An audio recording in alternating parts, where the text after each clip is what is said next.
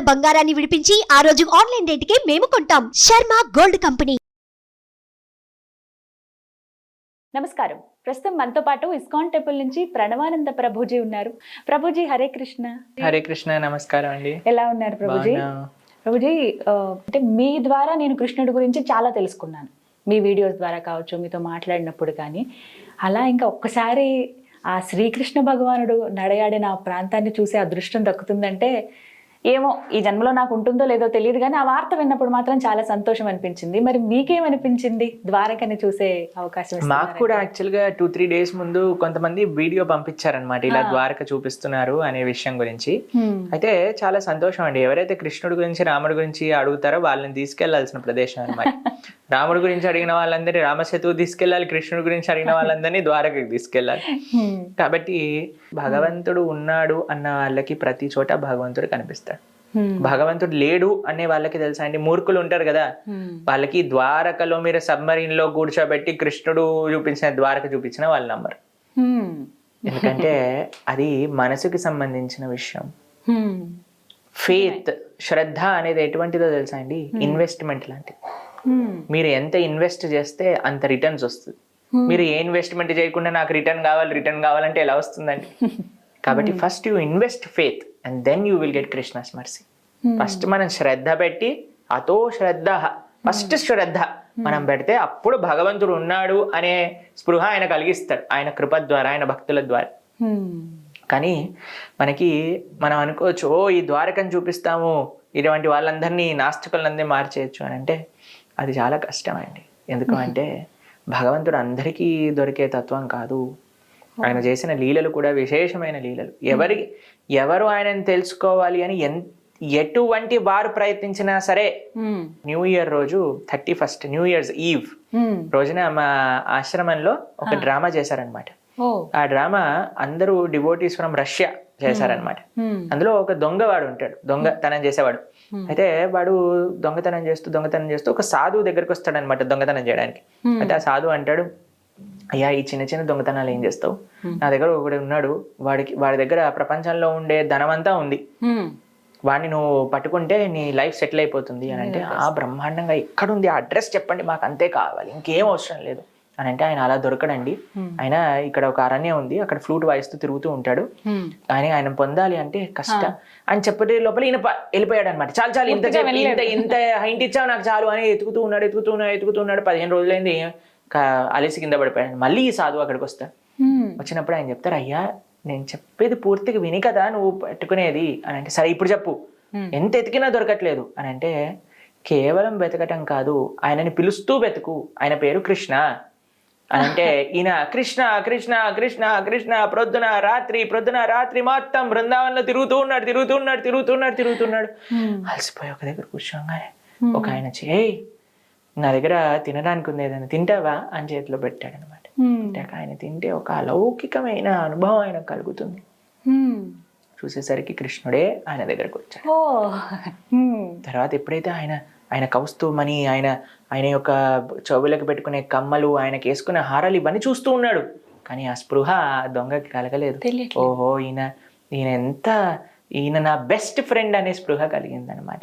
ఇంకా ఆయనతోటే ఉండిపోయారు. ఆ సాధువు చూసి ఆశ్చర్యపోతారనమాట. చూసావా, కృష్ణుడు లేడు, కృష్ణుడినే దొంగతనం చేయడానికి వెళ్ళిన వ్యక్తి కృష్ణ నామ స్మరణతో ఉన్నాడు, ఈ సాధువు చెప్పాడు అని అంటే ఉంటాడు. సాధువులు మనల్ని మోసం చెయ్యరు.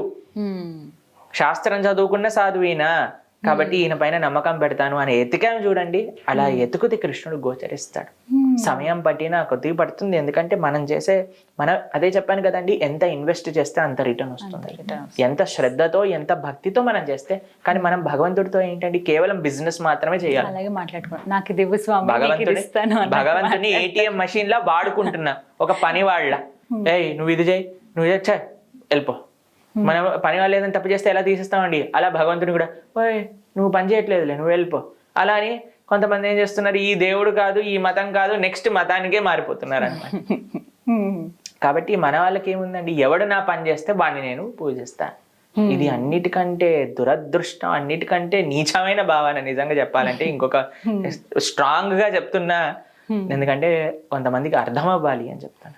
కాబట్టి మన తల్లిదండ్రులను ఎలా అయితే మనం మార్చుకోమో, తల్లిదండ్రులు నీకు వాళ్ళు చేసేది మంచి కాదేమో అని అనిపించవచ్చు, ఎందుకంటే నీకు పరిపక్వత లేదు. కానీ తల్లిదండ్రులు ఎప్పుడు పిల్లలకి మంచే చేస్తారు. కాబట్టి భగవంతుడు ఎప్పుడు మనకి మంచే చేస్తారు. నీకు తెలియకపోతే అది నీ దురదృష్టం అంతే. కాబట్టి ద్వారక కృష్ణుడు మీరు ద్వారక వరకు బృందావనంలో కృష్ణుడు వెళ్ళిన ప్రతి ప్రదేశం ఇప్పటికీ ఉంది.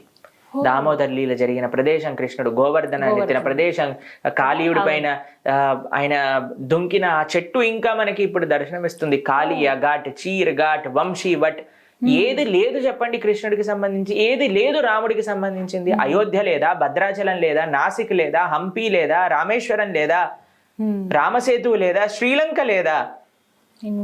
ఇన్ని ప్రమాణాలు ఉన్నా సరే మన వాళ్ళకి ఇంకా ఎక్కడ ఉన్నాడు దేవుడు ఉన్నాడా లేదా అనే వాడికి ఆ ప్రశ్న వచ్చిన వాడికి దొరకడు. కానీ ఇంకా చూడాలి ద్వారక అనుకున్న వాళ్ళకి ఒక మంచి అవకాశం దర్శనం, భగవంతుడి యొక్క ఆ ప్రదేశాలన్నీ కూడా మనం దర్శించటం అనేది చాలా ముఖ్యం అన్నమాట. ఇప్పటికీ చాలా కుతూహలంగా ఉంటుంది. ఎక్కడో వీడియోస్ ఆర్కియాలజీ డిపార్ట్మెంట్ వీళ్ళు వెలికి తీసిన, మీకు విషయం తెలుసా, ఎవరైతే ఆ రీసెర్చ్ చేశారో, మొత్తం ఫస్ట్ టైం ద్వారకని ఎక్స్కవేట్ చేశారో వాళ్ళ డాటర్, నేను స్వయంగా మాట్లాడాను, మా ఆశ్రమానికి వచ్చారు. అయితే వాళ్ళు చెప్పారు ఎలా వాళ్ళ నాన్నగారికి ఆ స్పృహ ఎలాగైనా సరే, ఆయన శాస్త్రం పైన ఎంత నమ్మకం అంటే, శాస్త్రం చెప్పింది అంటే ఉంటుంది అని ఆయన అందరినీ కన్విన్స్ చేసి లైఫ్ రిస్క్ చేసి ఎక్స్కవేట్ చేశారు. వాళ్ళ డాటర్ మా ఆశ్రమానికి వచ్చారు, 3 రోజులు ఉన్నారు. I was so happy. మా నాన్నగారికి జరుగుతుండే ఆ అనుభూతులన్నీ, వాళ్ళ నాన్నగారికి ఆ ఎక్స్కవేషన్ టైంలో ఏ అనుభూతులు ఎలా కృష్ణుడు గైడ్ చేసి ఇవన్నీ కూడా మళ్ళీ లోక అర్పణ చేసే ఒక విధంగా ఆయనకి అనుగ్రహించారు. ఆ విషయాలన్నీ చెప్తే అసలు hair was standing on the end అంటారు కదా, అలా నిక్కబొడుచుకుంటా. నిజమే, అప్పుడు అలా జరిగింది. కాబట్టి మనకి భగవంతుడు ఉన్నాడు. ఆ భగవంతుడు మనకి నిరూపించుకోవాల్సిన అవసరం లేదండి. భక్తుడు కేవలం భగవంతుడు ఇలా నిరూపిస్తేనే నేను నమ్ముతా అని భక్తుడు అనుకోరు. కానీ ఆ భగవంతుడు లీలలు చేసిన ప్రదేశాలన్నీ కూడా భక్తులకి ఎంతో క్లోజ్ ప్లేసెస్ అన్నమాట. కాబట్టి తప్పకుండా ద్వారకకి వెళ్ళాలి, ద్వారకా దర్శనం. చాలా అందమైన నగరం, ఓ బ్యూటిఫుల్ గా ఉంటారు మా ద్వారకాధీశ్ అయితే. ఆయనకి ఎప్పుడు కూడా ఒక రాజుని ఎలా ఇది చేస్తారండి, అలా ఆయన అలంకరణ, ఆయన నైవేద్యాలు అసలు బ్రహ్మాండంగా ఉంటుంది. ద్వారక నగరం అంతా కూడా అంతే అందంగా ఉండేది కదండి. కొన్ని స్టోరీస్ ద్వారా, కొన్ని వీడియోస్ ద్వారా 16,108 మంది భార్యలకి 16,108 బంగారు ప్యాలెసెస్ కృష్ణుడు ఇచ్చాడు.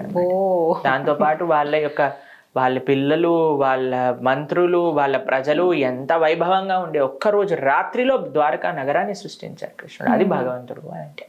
కాబట్టి ఆ భగవంతుడు ఉన్న ప్రదేశాన్ని మనం చూస్తామంటే చాలా అద్భుతం. అందరూ కూడా వెళ్ళాలి ద్వారకా నగరాన్ని దర్శనం చేసుకోవాలి. ద్వారకాధీశ్ అలానే ఈ సముద్రంలో సబ్మరీన్ లో వెళ్ళి దర్శనం చేసుకొని రండి, బ్రహ్మాండంగా. అవకాశం ఉన్న వాళ్ళు హ్యాపీగా వెళ్ళొస్తారు. ఈ రకంగానైనా ఇంకొంత బాగా తెలుస్తుంది. అంటే కేవలం కొన్ని పిక్చర్స్ మాత్రమే తెలిసాయండి ఇప్పటిదాకా. ఉన్నాయంటే ఉన్నాయి అని చెప్పి పూర్తిగా తెలుసుకునే అవకాశం అయితే ఇప్పుడు దొరుకుతుందంట. చాలా చక్కగా వివరించారు ప్రభుజీ. నమస్కారం అండి. హరే కృష్ణ.